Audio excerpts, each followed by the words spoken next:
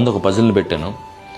ఇదే మీరు అనుకోండి, దేవుడు మిమ్మల్ని ఈ లోకంలో పంపించాడు. మీరు అయితే this middle part which is joining the entire thing comes for your life partner.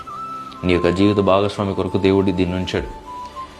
అన్నీ కూడా దేవుని చిత్త ప్రకారంగా చాలా వరకు జరుగుతూ వచ్చాయి. And you also are surrendering for them. కానీ ఒక్కదానికి మాత్రం నువ్వు ఆయనకి సరెండర్ అవ్వట్ల. అదేంటంటే your life partner. You're trying to bring some random person and trying to insert him into your life. ఇక్కడ పట్టేస్తాడు, ఇక్కడ పట్టేస్తాడు, ఇటు తిప్పుదాం పట్టేస్తాడు, ఇదిగో ఇటు తిప్పుదాం పట్టేస్తాడు. పట్టినట్టే ఉంటుంది కానీ పట్టట్లేదు.